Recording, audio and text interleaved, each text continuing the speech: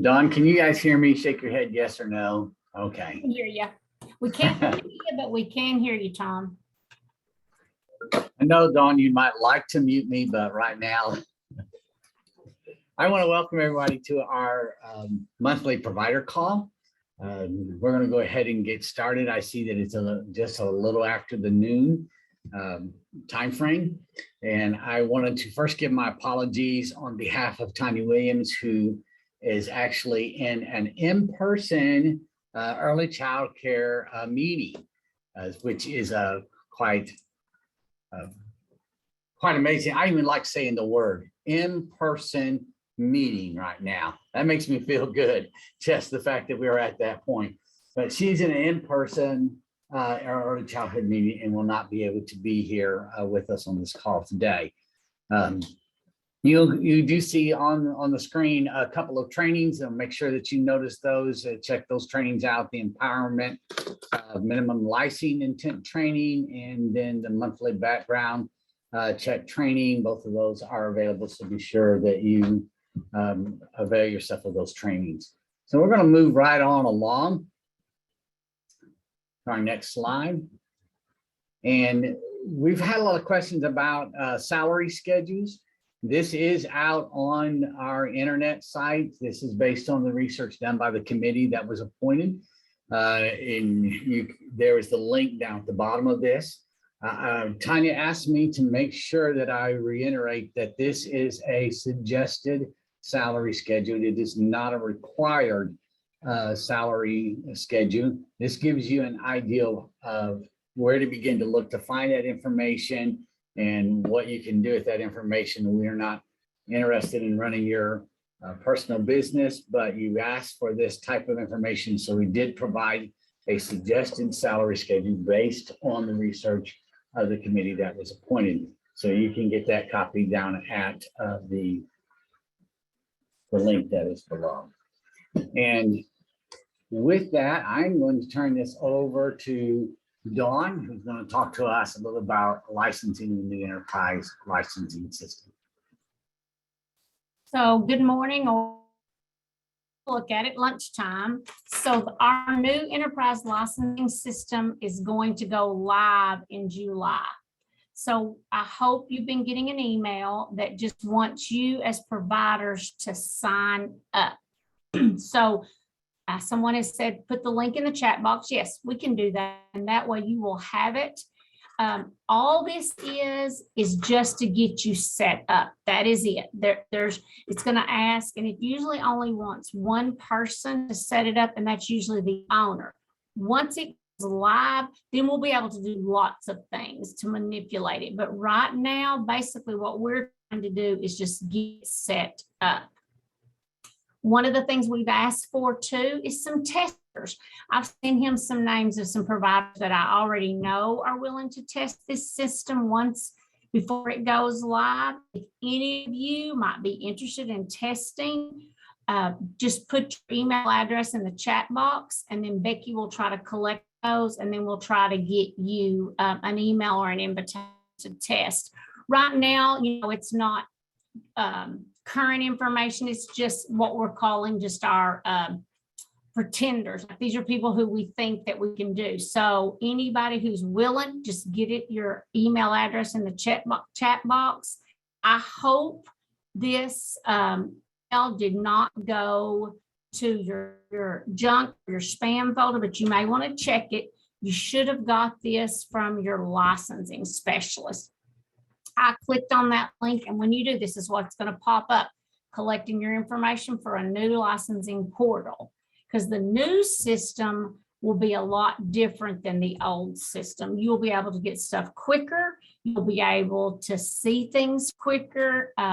One thing that's going to change is you'll pay your licensing fee on this. You'll be able to add or take away staff. So we hope it is smoother. We know for the first year, there'll be lots and lots of kinks, but I feel like once that's all, once those are all hashed out, then I think it will be a smoother system for everybody.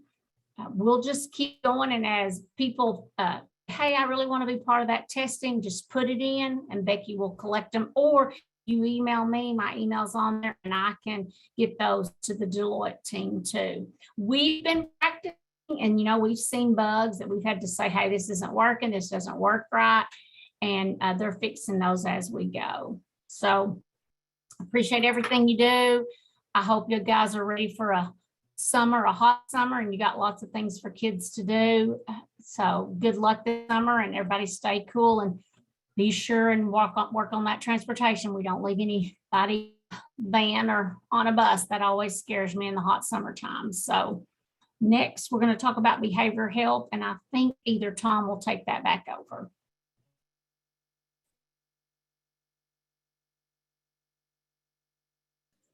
All right, getting a little delayed on getting unmuted. I do want to talk about behavioral health because there's been a lot of questions, especially for those who are wanting to participate in CCDF, be a voucher participant, and they were concerned about behavioral health. If you see, there's a link there for behavioral health policy and in the memo that has gone out. I encourage you to go out to that link and just read through the policy. I do want to hit a couple of highlights on that policy right quick.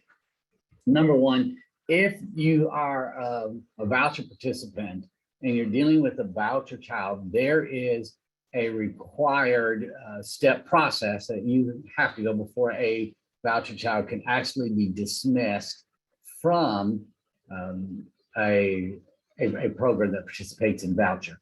And I know that scares a lot of folks, but the process is pretty simple. You make a referral to us. You can make a referral. A parent can make a referral. It can come to us in many ways as far as a referral is concerned. Once a referral is given, then a member of our behavioral health team will make a contact to the facility, and we will work a plan out together with the facility. That includes the facility, the parent, and the child. So this is really a three-pronged approach to try and create consistency for the children. And then a consultant will come out and visit and work directly, like I said, with the facility, at the staff and the parents, and we'll develop the plan. We'll continue that support on the plan as we go through the plan. If there comes a point that there is a need for even additional financial resources because of the need of the child, we do have an avenue to pay a higher rate for a behavioral health issue for a child if it comes to that point. And we work with you, and we work with the provider. We really want to be partners with you on the behalf of this child, so we can get the best services for this child.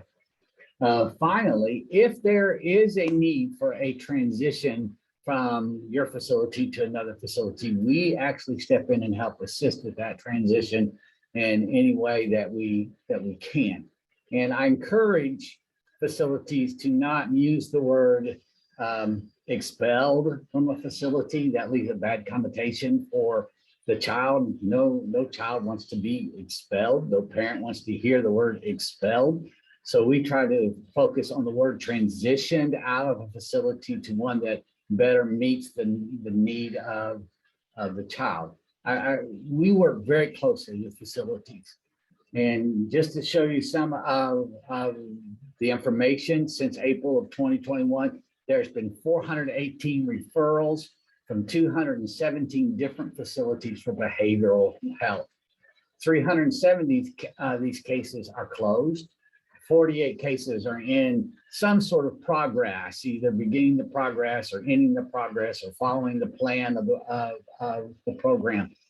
But here's what I want you to know. Only 7 children have transitioned out of the facility through this plan. So we send you the professional help that we can give you, the whatever help that you need, we try to provide for you in that instance. And we are right now experiencing a 98 actually a little bit over a 98% success rate in assisting the facilities and assisting the children in behavioral health, where some programs have actually come out and said, this has worked really, really well.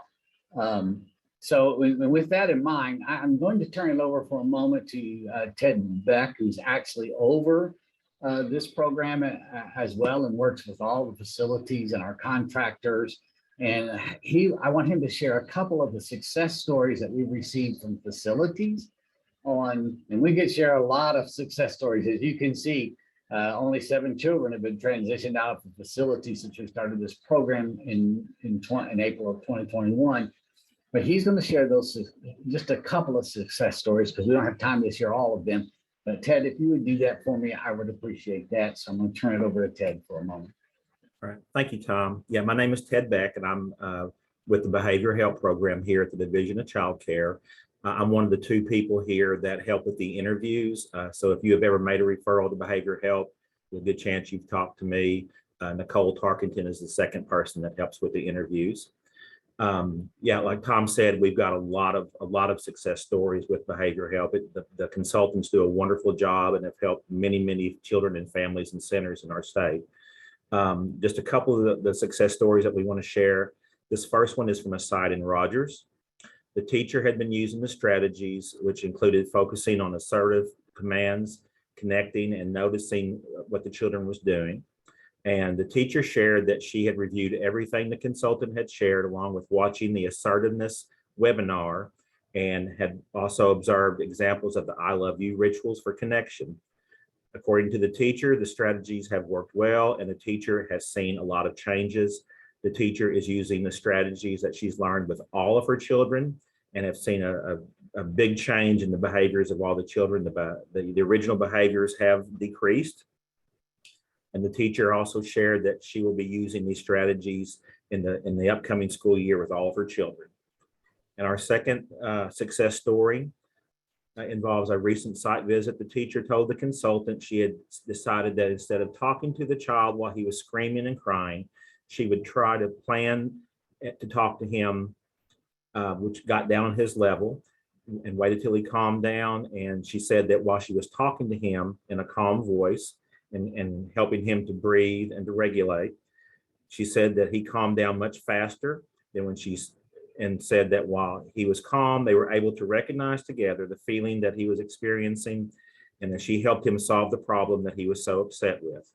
The teacher has since then continued to do this regularly and said the child's fits are becoming shorter and shorter, and he's able to reach a calm state in a very short amount of time. The teacher was very happy and thankful and expressed that to the consultant.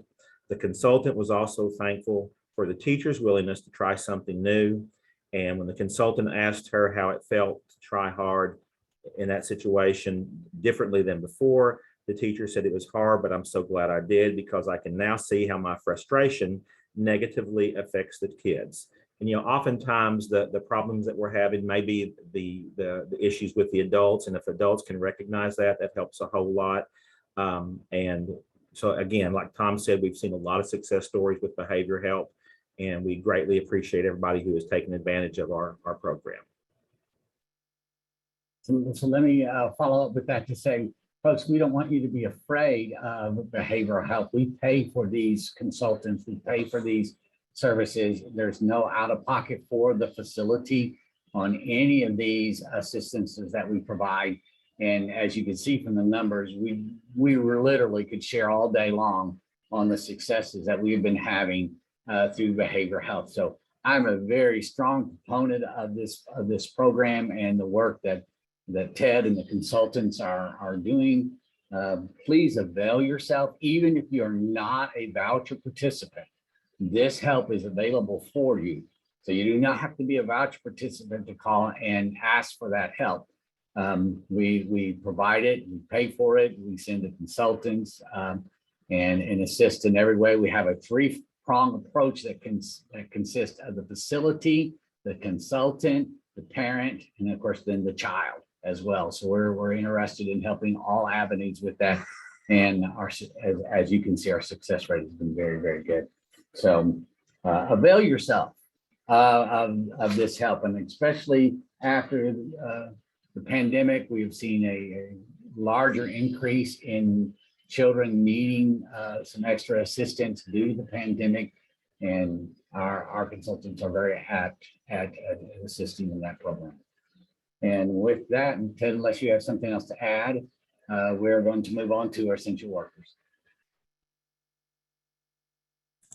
All right, well, good afternoon, everyone. I just wanted to give a few updates in regarding essential worker. I want to remind everyone that we will no longer accept new essential worker applications. This is not changes to any existing cases. These are new essential worker applications as of June 1.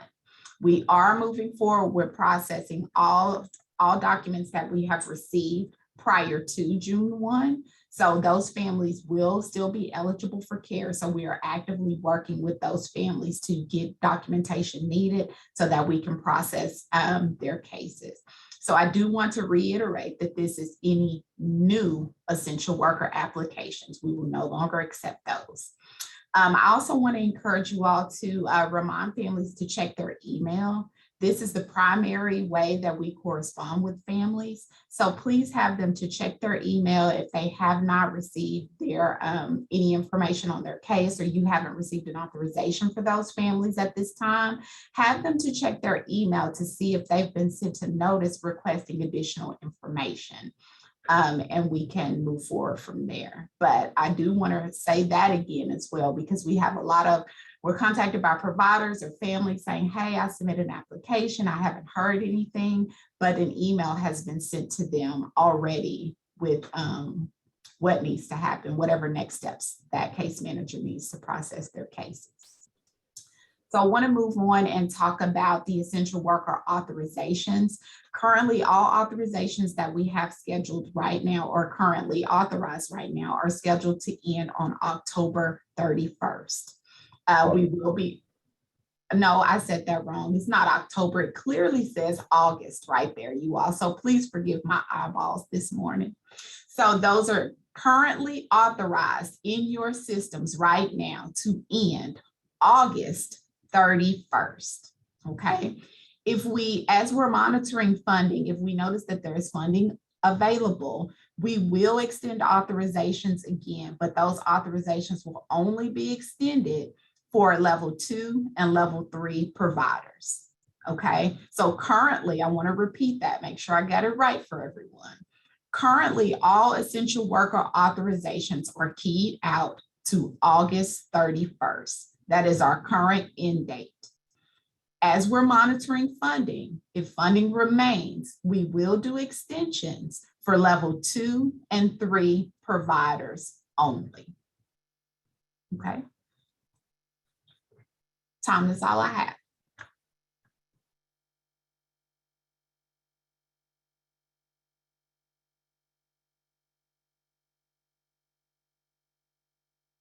Tom, you're muted.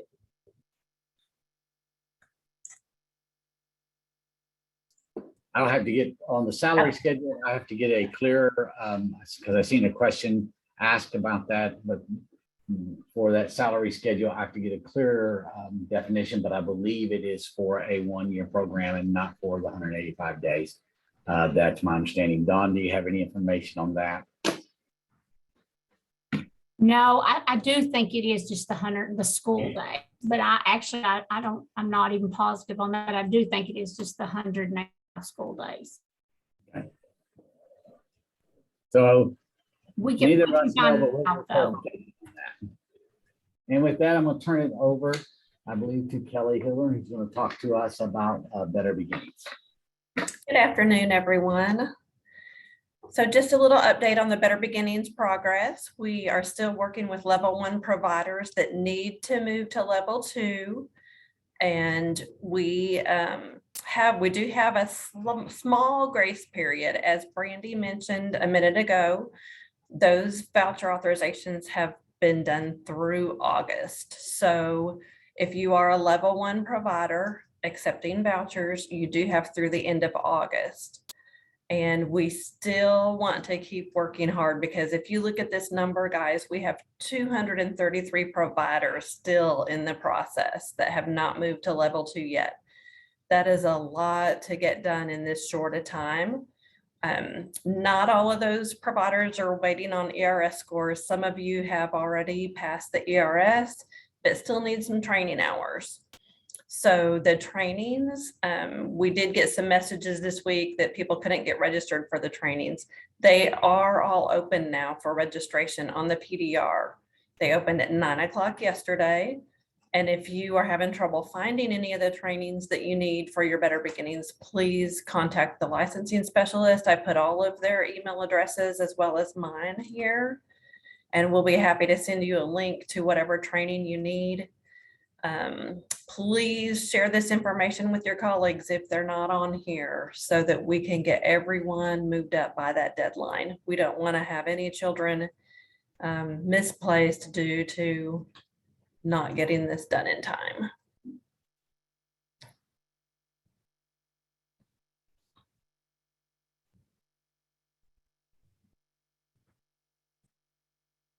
That it, Kelly? You're muted. Yep, I think that's it for Better Beginnings unless we have questions. If you have questions, put them in the chat. We'll be looking at those at the end of the PowerPoint presentation. So we'll move on. So ARPA Child Care Stabilization Grants. We have a lot of information that I need to share with you about these grants. One of the things that I want to highlight right away is that all of our grant funding has to be obligated by September the 30th, 2022. Any money that is not obligated through an application process, we will actually have to turn back into the feds. So we do not want any money to be sent back to the feds. We want all of the money to be spent here in Arkansas. And so we've been working very diligently trying to get those funds obligated. And while I'm here, I certainly want to put a shout out to Paige Cox, and then you can see down here at the bottom, I'll mention that now. They're actually reviewing today, and Paige is in that meeting, reviewing supply building grants, the $25 million for new facilities that we had set aside, and they're reviewing those as we speak right now today. And I want to say a real shout out to Paige because she has done such an excellent job on working with these grant programs. So if you have not applied for your operational grant or your quality improvement grant, the deadline to submit an application for your operational grant or the quality improvement grant is June 17th, 2022. So that's only 2 weeks away, actually a little less than 2 weeks away. So you really need to get in and apply for those grants if you are going to. We are going to shut the door on those grants on the date of, I believe it's 5 o'clock on June 17th. The door will close and you'll not be allowed to apply for an operational or quality improvement grant after that date. These grants have been open since long before January. And so we've had plenty of opportunities for anyone to apply that was going to apply. But if you're dragging your feet and you have not sent in an application for those grants, it will close on June 17th. So as Kelly said, please let any colleagues that you have out there know that those grants are going to close. And once that June 17th date hits, you will not, the system will stop you from submitting a grant once that time frame has ended. We are still working on expansion grants. We have a deadline now for expansion grants. If you have not applied for an expansion grant, then that deadline is July the 31st, 2022. We will shut off the grant application on July 31st for any expansion grant.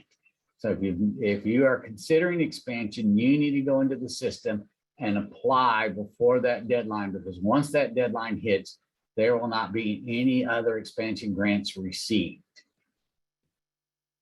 The final thing that I want to talk to you about on these grants is we are opening a new grant. It is a sustainability grant. The reason we're calling this a sustainability grant is because we have already provided operational and quality grants, and we are providing expansion grants. So we want you to be able to sustain any operational things that you've done, sustain any quality improvements that you have made, and be able to sustain any expansion grants that you are expansion that you're working on.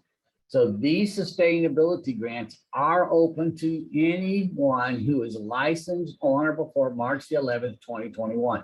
Even if you've not applied for the other grants, you are eligible to apply for the sustainability grant. This grant will close once all funds have been obligated in the system. So where on the operational grants and the quality improvement grants, we have pretty much assured that anybody who have applied, that the money has been set aside for them. And due to the fact that we have to have all this money obligated before September the 30th or turned back, this is not a guaranteed grant that you're going to receive. It is going to be a first come, first served grant on these sustainability grants. And once that funds hits zero, then that door to apply for these sustainability grants will close. So if you don't hit the ground running on applying for these sustainability grant and we run out of money, then you're out of luck. I don't know how else to say that. That's as clear as I know how to say it. And if somebody has another better way to say that, you need to let me know. But this sustainability grant is only as funds are available. The sustainability grant will open on July 1 so that you can be able to begin your applications for July 1. The expenditures, you'll still fill out a budget. It's going to be pretty broad, folks, on what you can spend this money on the expenditures. And if there's something on one of those line items that you don't know whether it fits or not, give Paige a call, give myself a call, give one of our grant specialists a call, so that we can help you out with anything on this sustainability grant. In this sustainability grant, there's a few other things that I want you to know that we are doing. Number one, we are going to provide bonuses in this sustainability grant for those who are participating in Better Beginnings Level 2 and Better Beginnings Level 3. So if you are a participant in Better Beginnings, then not only will you get a sustainability grant, you will get a bonus for having participated in our Better Beginnings Level 2 and Level 3 programs. These are not going to be small bonuses. These are going to be substantial bonuses for your participation in Better Beginnings. The other area that you can also earn a bonus in this sustainability grant is if you are a CCDF voucher participant. We are really pushing that our low income folks, which are children, which are also some of our neediest children, they need to be in high quality. And so we are going to be giving a substantial bonus to those who participate in the voucher program. Now you may say, I haven't yet signed up, or I haven't applied for Better Beginnings, or I don't have a participant agreement. We are going to give you the opportunity until June 17th to apply for Better Beginnings Level 2. If you're at Level 2, you can apply for Better Beginnings Level 3, but those applications must be in our office on or before June 17th by close of business. If they are not in our office by close of business on June 17th, then you will forfeit any opportunity to get any of these bonuses. That is your participation agreement for CCDF or your application for Better Beginnings has to be in the office on or before that date to qualify for any of these bonuses. If you have any questions about those grants, you can contact myself or contact Paige Cox about those grants. But remember, there are the sustainability grant that everybody is open to apply for. Attached to that sustainability grant, once you have applied for that, there is a bonus opportunity if you participate in Better Beginnings Level 2 or Level 3. And there is a bonus if you are participating in our CCDF voucher program. So there are two bonuses attached to the sustainability grant. Finally, I want to mention one more time that these funds, these grants are available as long as funds are available. Once the funds run out, any additional applications will be denied because they're going to be based on a first come, first served bonus. So get your applications in. The application will be dated on our system and we'll know exactly what time that you submitted that. And once the funds run out on those grants, that application period will close and there will not be any more opportunity. So the reason there's not an exact date on the closure of the sustainability grant, because we firmly are convinced that all of the money is going to run out before the September the 30th date when we have to obligate these funds. So tell your colleagues, tell your friends and your neighbors that you have to provide that information. That they have to make those applications. So if you have any questions, you can put those in the chat and we'll be going over those. Actually, let me just ask Brenda, or I'm not seeing the chat right now. Can we give your contact information for this information provided? Yes. Becky, would you just type in my email address in there for me? You'll type a whole lot faster than I do, and Paige Cox's email address in there for me. Let me see what other questions that we have. We will go to the exact same place that you have applied for all the other grants to this sustainability grant. Actually be looking for emails. There's going to be emails going out from our contractor. Again, reminding you of these grants. So be looking for the email. The one date that you need to understand is the June 17th date in which the operational grant and the quality grant are going to close. July 31st, when the expansion grant is going to close, and then the June 17th date in which we'll be looking at that date for anyone who's participating in Better Beginnings, Level 1 and Level 2, and our participation agreement for CCDF. The amount will be based on capacity in the system. I believe it's how it's set up. Let me double check that. I believe it's set up on capacity, just like the first operational grant was set up. Tom, someone asked if the provider participates in both Better Beginnings and voucher, will they get both bonuses? Yes, they will get both bonuses if they participate in Better Beginnings and vouchers.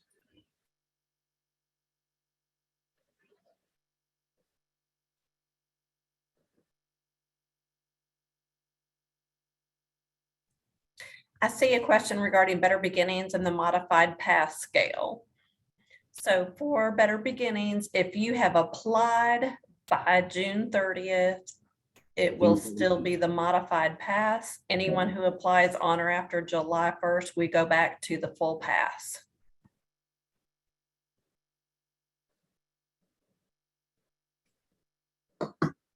Tom, this is Dawn again. So I think one thing we can tell providers right now, and you may not know this exactly, but how many millions of dollars we have sent out since even January, or since this first began. We had 258 million total to send out. We have either mailed out or in the process of mailing out about 148 million dollars that we've already sent out. We've got another round figures, $100 million that will be going to this sustainability grant. Someplace in that area.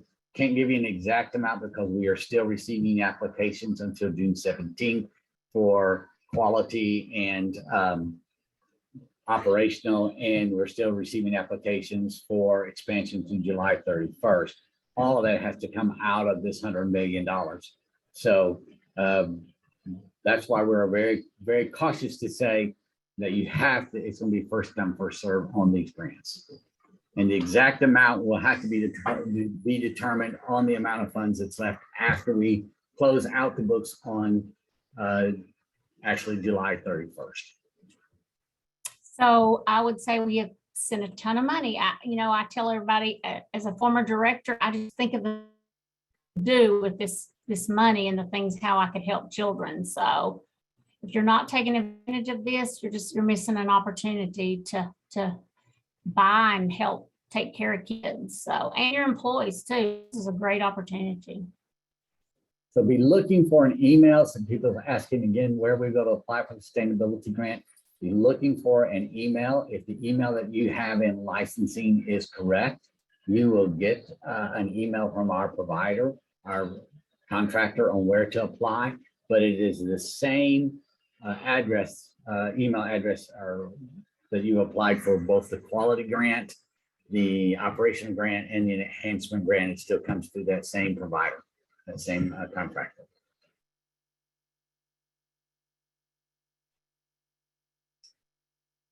Becky or Brenda, am I missing any questions that I need to answer? Yeah, we've had a couple that would come in. Somebody just wanted some clarification. Do you know if the sustainability grant is based on current enrollment or capacity numbers? I believe it's based on capacity. I will have to double check that, Becky, but I'm pretty sure that's going to be based on capacity and not enrollment. All right. And then we had another question here. They just want to know when they've got to have that grant money spent. They're running into a lot of supply and delivery delays. When does that money got to be spent? So we are going to consider it obligated once the application comes to us, even before you get the money. That's why I say it has to be September the 30th. And once we pay it out to you, we are considering it spent. So you'll have a little extra time frame, at least a year, to get that money spent. All right. And then there's another one. Will expansion capacity be included? I'll have to check on that, Becky. I think we'll probably go back to the original capacity of the operational grant because the system's already set up with that. And since we've already paid them for that extra capacity in the expansion grant, we probably will not include that capacity in the sustainability grant. I have to look how we could do that. And the biggest issue would be turning the system around that quick to get that done. And that would take some programming changes, which, as everybody knows, when you start doing program changes, it delays everything. And we've got a very short time frame to get this out. Right. And Kelly, would you mind repeating what you said about the pass? Yes, so someone had asked if we were still doing the modified pass. The only thing we ever did the modified pass for was for level 2.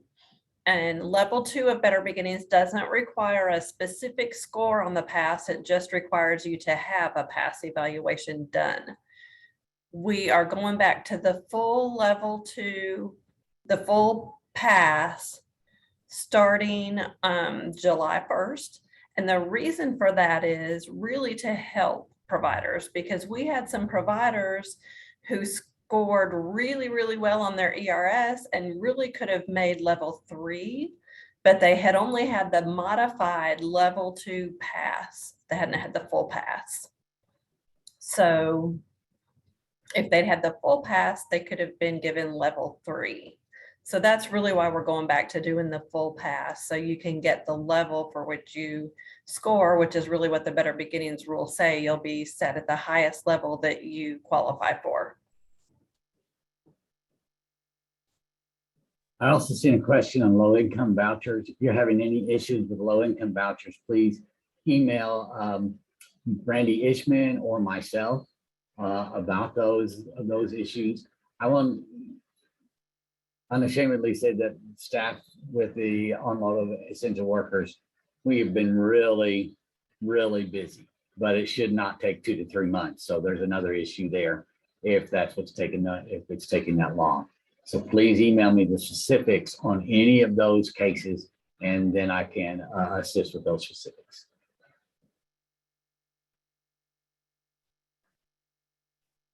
All right, another question just came in with some clarification on those grant deadlines. This correction, operational and quality grants, do they have to be applied for by June 17th? Yes. If that application is not received before June 17th, it cannot be accepted. The system will kick it out after that. We also have another comment in here that's saying that this is so exciting. I agree, you guys. I'm very excited about this new grant opportunity.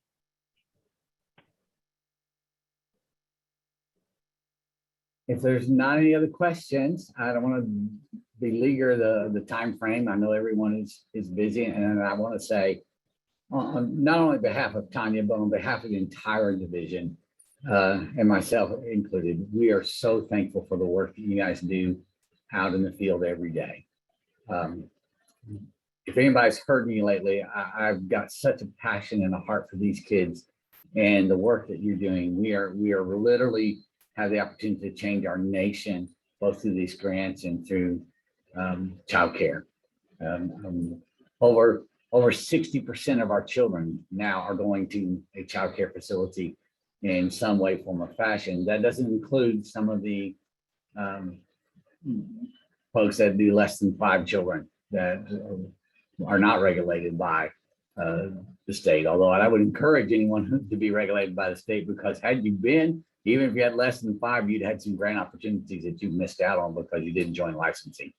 And there are just so many benefits to being licensed. I'm maybe still in Dawn's thunder right now, that even if you're caring for less children than what the law requires, we can provide you so much support that I encourage, if you're keeping children at all, that you need to be licensed because of the benefit and the support that the division can give you and assist you in making a better place for those children. But thank you so much for the work that you do. I do see that we had a question about expansion grants. We are still in the process of reviewing those expansion grants. Some have gone out, some are still under review, and that just takes a longer process than reviewing a quality grant or an operational grant. So if you have any particular questions about your grant, call Paige Cox on that, and she can answer that question. There was another question about the grant. Can you apply for that new grant if you have not applied for the others? Yes, you can, but my question would be, why have you not applied for the others as well? You're leaving money on the table, folks, if you haven't applied for those others. So apply for those others before June 17th, and then apply for this sustainability grant as well. Never leave money on the table. I just don't do it, folks. So, and I'll close by putting a real plug in for vouchers, because I'm going to tell you, we have raised the rates, and the nation is surprised at how well Arkansas is paying for voucher participants right now. We are at the 75th percentile in the entire state of Arkansas. And if you are a Better Beginnings Level 3, we are paying above what most providers charge, because we are wanting you to sustain your quality. So participate with vouchers. It is a benefit to you, and it's a benefit to our children. It's a benefit to our state, and in the long run, a benefit to our nation. Please participate with us. I promise you, we have been working hard on our customer service in this area. It needed some improvement. I'll be the first to say that, but we've got a great staff that have really started taking that serious. We're trying to get everything lined up to serve you in the best way that we can. We want to be the best partners that we can possibly be in the voucher program, because these children need that assistance. So let me help you. That's what I'm gonna say. Help me help you by applying. So, and I'll be cautious, because I can get on a roll here, and Becky and the rest of my staff know that I can get on a roll in a heartbeat about some of these issues. So if there's not any other questions, Becky, that we need to answer, we can close this Zoom meeting, but I don't want to close it any sooner than necessary. So I think that there was just one final question just for that, the new grant out there. Do you have to have applied by that March 2021 date? You have to be licensed by March 21 date, March 11th, 2021. If you have not been licensed, then by federal law, you're not eligible to receive any of these grants. Nothing I can do about that. That is just what the federal law says. However, there were opportunities for people who were not licensed by then to apply for the supply building grant, and I hope that they've done that because that's already closed as well. Hey, Tom, I noticed Mary put that in too. That subscription for you to get reimbursed for that $150, you need to have turned that in by June 30th. By NA. Thanks, Mary. And I just want to say what Tom said too. You know, we know how hard you guys work, and we are definitely here to help you. So reach out to us, Tom or I, reach out to your specialists, supervisors. We are definitely here to help you. Yeah, and don't forget, because I used to run the food program as well, how valuable that is if you're not participating in the food program, you're leaving money on the table, folks, money that you could use to help children. So let's don't leave any money on the table. Let's get involved in every area that we can. And on the behalf of the division and Tanya, thank you very much. Hope you have a wonderful day and the rest of the week. And we are here to assist you in any way that we can. So thank you very much. Bye-bye.